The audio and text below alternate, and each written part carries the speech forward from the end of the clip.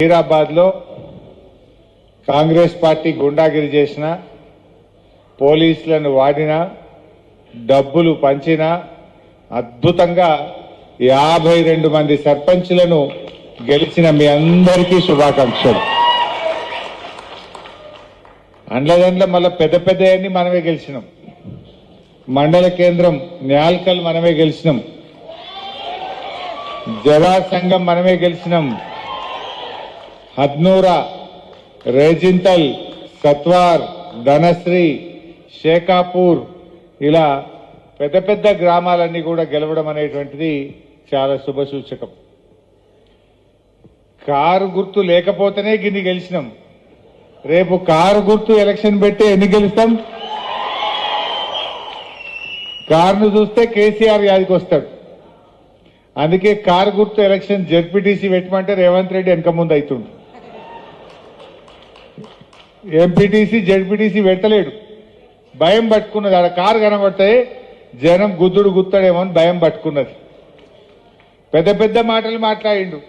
ఇక బీఆర్ఎస్ లేదు, బీఆర్ఎస్ని ఇక మొలకెత్తనీయా, బీఆర్ఎస్ అయిపోయింది అన్నాడు. బిడ్డ నువ్వు మొలకెత్తనీయా అంటే 4000 సర్పంచులు మొలకెత్తిరు. ఒక్కరు కాదు, ఇద్దరు కాదు, 4000 గెలిచినాం. అంటే బీఆర్ఎస్ తెలంగాణ ప్రజల గుండెల్లో నుంచి పుట్టినటువంటి పార్టీ, తెలంగాణ ప్రజల హృదయాల్లో నుంచి ఆవిర్భవించిన పార్టీ మన బీఆర్ఎస్ పార్టీ. ఎవడో ఆప్తే ఆగే పార్టీ కాదు. నువ్వు అర్రాజ్ పాట మాట్లాడి దొంగ మాటలు చెప్పి గవర్నమెంట్లకు వచ్చినావు. 4000 రూపాయలు పెన్షన్ అన్నాడు, వచ్చింది అవ్వతాతలకు? ఆసరా పెన్షన్ 4000 రాలే. మహిళలకు 2500 అన్నాడు, వచ్చిందా? తులం బంగారం రాలేదు, కానీ పోయినాయి కొన్ని. ఏం పోయినాయి? కేసీఆర్ కిట్టు పోయింది, బతుకమ్మ చీర పోయింది, గొర్రెల పంపిణీ పథకం బంద్ అయిపోయింది, దళిత బంధు పోయింది, బీసీ బంధు పోయింది, మైనార్టీ బంధు పోయింది, చేపల పంపిణీ పోయింది, ఉన్న పథకాలు బంద్ అయిపోయినాయి. మొన్న కేసీఆర్ గారు పెట్టిన మైనార్టీ గురుకులం మన జైరాబాద్లో, కేసీఆర్ గారు అల్గోల్లో కట్టించిన మైనార్టీ గురుకులంలో 19 మంది డాక్టర్లు అయింది. एक ही साल में अपने माइनॉरिटी गुरुकुला स्कूल से यही साल में 19 बच्चों को एमबीबीएस सीट मिला. केसीआर साहब क्या करा बोले तो एक ऑटो ड्राइवर वाले का बेटी को डॉक्टर सीट मिला. तरकारी बेचने वाला बंडी पे जहीराबाद में तरकारी बेचने वाले का बेटी आज डॉक्टर बन रहा. एक किसान का बेटी आज डॉक्टर बन रहा. 19 बच्चे बच्ची आज एमबीबीएस सीट मिला बोले तो केसीआर साहब का काम, नाम उनके दिलों में रहता है. ये आप समझने का जरूरत है. అట్లా ఎస్సీ గురుకులాలు ఎందరైనరు, బీసీ గురుకులాలు ఎందరైనరు, మైనార్టీ గురుకులాల్లో ఎందరైనరు. రేవంత్ రెడ్డి వచ్చినాక అన్నం చక్కగా పెట్టలేడు. ఆ గురుకుల పిల్లలకు అన్నం సరిగా పెట్టక రోజు దవాఖానలో పడుతున్నారు పిల్లలు. పురుగులన్నం మాకొద్దని రోడ్లు ఎక్కుతున్నారు పిల్లలు. పాము కాటుతో, తేలు కాటుతో, కరెంటు షాకుతో ఇవాళ పిల్లలు పాపం దవాఖానల పాలవుతున్నారు, ప్రాణాలు పోతున్నటువంటి పరిస్థితి ఏర్పడ్డది. అరే మన సంగమేశ్వర బంధు పెట్టిండు. ఆనాడు నేను నీళ్ల మంత్రిగా ఉంటే నారింజ ప్రాజెక్టును అద్భుతంగా డెవలప్ చేస్తే ఎన్ని నీళ్లు ఉన్నాయి ఇప్పుడు నారింజలో? ఆ గేట్లు మంచిగా చేసి పూడిక తీస్తే జైరాబాద్ చుట్టుముట్టు 30 ఊర్లలో నీళ్లు, గ్రౌండ్ వాటర్ పెరిగింది, వాటర్ టేబుల్ పెరిగింది. జహీరాబాద్ పట్టణంలో కూడా బోర్లు వేస్తే మంచిగా నీళ్లు పడుతున్నాయి. ఇంతకుముందు ఉంటుండే నా నీళ్లు. నారింజ చేసినాక ఇటు 20-30 ఊర్లలో బాయిలలో నీళ్లు, బోర్లలో నీళ్లు. మన జైరాబాద్ పట్టణంలో కూడా బ్రహ్మాండంగా గ్రౌండ్ వాటర్ పెరిగింది. ఆనాడు మిషన్ కాకతీయలో చెరువులు బాగా చేసినాం. ఎన్ని చెక్ డ్యాములు కట్టించినా ఆనాడు జైరాబాద్లో చెరువులు తక్కువనేని నేను నీళ్ల మంత్రిగా 200-300 చెక్ డ్యాములు ఈ జైరాబాద్కు శాంక్షన్ చేయడం జరిగింది. ఇలా చెక్ డ్యాములు కట్టడం వల్ల ఊర్ల పొన్న బాయిలల్ల బోర్లల్ల నీటి ఊట పెరిగింది. అన్ని చెక్ డ్యాములు కట్టినాం ఆ రోజు. అదేవిధంగా ఎన్నో మంచి కార్యక్రమాలు జరిగినాయి. ఇవాళ సంగమేశ్వర కాళేశ్వరం నీళ్లు జైరాబాద్కు తేవాలని ఆ సంగమేశ్వరుడి పేరిట మనం సంగమేశ్వర బసవేశ్వర ప్రాజెక్టును ప్రారంభించినాం. పనులు స్టార్ట్ అయినాయి. కాంగ్రెస్ వచ్చింది, బసవేశ్వర ప్రాజెక్టు ఆగిపోయింది, సంగమేశ్వర ప్రాజెక్టు ఆగిపోయింది. రెండు ప్రాజెక్టులు కూడా ఆగిపోయినాయి. నేను అడుగుతున్న ఈ జిల్లా మంత్రి గారిని, ఈ జిల్లా కాంగ్రెస్ నాయకులను, ఎందుకు సంగమేశ్వర బసవేశ్వర ఆగిపోయింది? ఎందుకు మీరు రేవంత్ రెడ్డిని ప్రశ్నిస్తలేరు? ఇలా ఆ సంగమేశ్వర అయిపోతే జహీరాబాద్కు 1,00,000 ఎకరాలకు కాళేశ్వరం నీళ్లు వచ్చే అవకాశం ఉంది. త్వరలోనే సంగమేశ్వర బసవేశ్వర ప్రాజెక్టు సాధన కోసం జహీరాబాద్ నుంచి నారాయణ్ ఖేడ్ వరకు పాదయాత్ర కూడా ప్రారంభిస్తాం. ఈ ప్రభుత్వం మీద ఒత్తిడి పెంచుతాం, ఈ ప్రభుత్వం మెడలు వంచుతాం. సంగమేశ్వర బసవేశ్వర ప్రాజెక్టు పనులు కొనసాగించాలని చెప్పి ఈ ప్రభుత్వాన్ని నేను డిమాండ్ చేస్తా ఉన్నా. ఇది దుర్మార్గం కదా. కొత్తవి చేయకపోయినా ఉన్నవి చేయాలి కదా. అరే నేను జైరాబాద్ కు మా మాణిక్యరావు సాబ్ అడిగిండని 50 పడకల మాతా శిశు సంక్షేమ ఆసుపత్రి శాంక్షన్ చేసిన. ఆనాడు నేను ఆరోగ్య మంత్రిగా పిల్లలు డెలివరీకి పోతే ఇబ్బంది అవుతుంది, సంగారెడ్డి పోవాలంటే కష్టం అవుతుంది అని జహీరాబాద్ లోనే ఎంసీహెచ్ ఆసుపత్రి శాంక్షన్ చేసిన. కానీ ఈరోజు ఏమైంది? 2 ఏళ్ల కాంగ్రెస్ గవర్నమెంట్ వచ్చి అక్కడనే ఆగిపోయింది. అప్పుడు బీఆర్ఎస్ గవర్నమెంట్లే స్లాబులు పడ్డాయి, బీఆర్ఎస్ గవర్నమెంట్లే గోడలు పెట్టినాం. 2 साल हो गया, जाए वही है. दवाखाना का काम आगे जा रहा नहीं.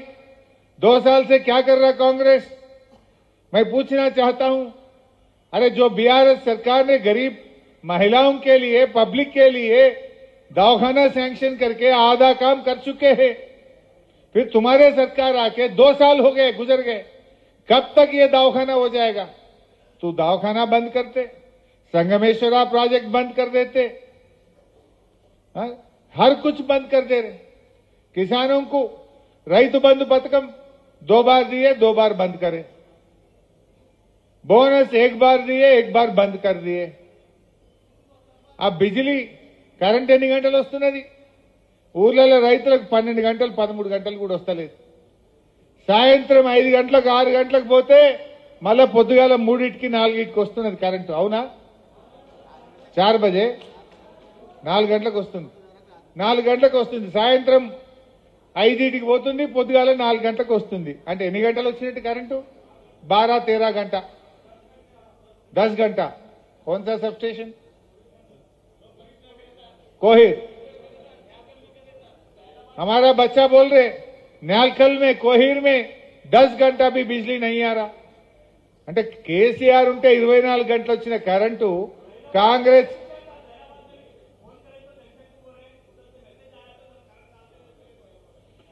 केसीआर है तो बिजली जाता नहीं था, फोन करने का जरूरत ही नहीं था. आज फोन करे तो भी नहीं आता, आप धरना करे तो भी बिजली नहीं आता. कांग्रेस आया, करंट गया. कांग्रेस आया, 24 घंटा करंट चले गया. कांग्रेस आया, बतकम्मा साड़ी और रमजान का तोहफा और क्रिसमस का तोहफा चले गया. कांग्रेस आया, केसीआर गिफ्ट चले गया. कांग्रेस आया तो सब कुछ जा रहा. जब कोरोना भी आया, केसीआर साहब ने रैतु बंधु दिया. अब कोरोना नहीं है, कुछ नहीं है, फिर भी रैतु बंधु नहीं दे रहा रेवंत रेड्डी. 2 बार दिया, 2 बार निकाल दिया. ये समझने की बात है. इस वास्ते सब लोग केसीआर की तरफ देख रहे. फिर केसीआर साहब आना, कार की निशान जीतना चाहिए. ఈ రకంగా అన్యాయాలు జరుగుతా ఉన్నాయి. ముఖ్యంగా మా సర్పంచ్లకు నేను ఒకటే మాట చెప్తున్నా, మీరు 5 ఏళ్ల కోసం గెలిచిండ్రు, ఇక 2 ఏళ్ళు అయితే మళ్ళీ మన గవర్నమెంటే వస్తుంది. ఏం భయపడకూడదు. ఎందుకంటే ఇవాళ 85% ఫైనాన్స్ కమిషన్ డబ్బులు డైరెక్ట్ గా మీ అకౌంట్లోనే పడతాయి. నా కాంగ్రెస్ వాడు ఆపలేడు, నా రేవంత్ రెడ్డి ఆపలేడు. చెక్ పవర్ మీకే ఉంటది, నా ముఖ్యమంత్రికి ఉంటది, నా మంత్రికి ఉంటది, సర్పంచ్కే చెక్ పవర్ ఉంటది. ఢిల్లీ టు గల్లీ दिल्ली में निकले तो पैसे गांव में आपके अकाउंट में गिर जाता पैसे। बीच में कोई भी नहीं रोक सकता, कोई चिंता मत करो आप। పైసలు ఎవడు ఆపడు। మా సర్పంచుల అకౌంట్లలోనే ఫైనాన్స్ కమిషన్ డబ్బులు 85% మీ అకౌంట్లనే పడతాయి। మంచిగా పని చేసుకోండి, బుగ్గలేయండి, నల్లలేయండి, రోజు చెత్త ఎత్తిపియండి, గ్రామ పంచాయతీలు అందుబాటులో ఉండండి। ఇంకేమన్నా పెద్ద పెద్ద పనులు ఏమన్నా మిగిలిపోయినాయి ఉంటే మా మాణిక్రావు సాబ్కి చెప్పండి। ఇంకా పెద్ద ఏమన్నా ఉంటే దోసాలైనాక బీఆర్ఎస్ గవర్నమెంట్ వస్తుంది, నేను వచ్చి కూర్చొని చేపిస్తాను। आप तो 5 साल के लिए जीत गए, 2 साल के बाद अपना सरकार आता, कुछ काम बच गए तो मैं देख लेता हूं, मैं करके दिखाता हूं आपको। अदे विधंगा वहां म्युनिसिपालिटी, हमारा जहीराबाद म्युनिसिपालिटी के लिए 50 करोड़ सैंक्शन करे थे हम।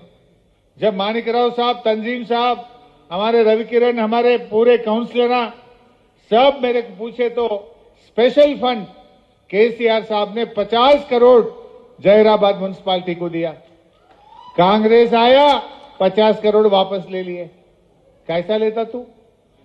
क्या मुंह है तुम्हारे को कल म्युनिसिपल इलेक्शन में वोट पूछने का? क्या बोल के आप वोट पूछते? मैं पूछना चाहता हूं, हम हज हाउस भी मंजूर करे थे, शादी खाना भी मंजूर करे थे, वो काम भी आधा में रुक दिया। हज हाउस आधा में रुक गया, शादी खाना भी रुक गया। वो ब्रिज, रेलवे ब्रिज सालों भर से पेंडिंग था, 10 कोटी से रेलवे ब्रिज जहीराबाद में बीआरएस सरकार ने करके दिया है। ఇంకా గమ్మత్ ఏంటంటే రైల్వే బ్రిడ్జి కట్టింది బీఆర్ఎస్, బసవేశ్వర స్టాచ్యూ కట్టింది బీఆర్ఎస్, రేవంత్ రిబ్బన్ కత్తిరించిపోతాడు వచ్చి। అరే మొన్న వచ్చిండు రేవంత్ రెడ్డి, 1 రూపాయి ఇచ్చినాడు జైరాబాద్ కు? 1 రూపాయి ఇచ్చిండా? जब भी केसीआर साहब आए जहीराबाद में पैसे देके गया नहीं। మాణిక్యరావు అడుగుతుండే కేసీఆర్ వరాలు గుల్పిస్తుండే। యాదుకుందా మీకు? ఒక్కొక్క ఊరికి 25 లక్షలు ఇచ్చిండు, మండలానికి 1 కోటి రూపాయలు ఇచ్చిండు, జహీరాబాద్ కు 50 కోట్లు ఇచ్చిండు కేసీఆర్। రేవంత్ రెడ్డి వచ్చిండు, 1 రూపాయి ఇచ్చినాడే? ఇయ్యలే గాని వచ్చినాయి తీసుకపోయిండు। ఏది జహీరాబాద్ పట్టణానికి కేసీఆర్ ఇచ్చిన 50 కోట్లు లావట్కపోయిండు వాపస్।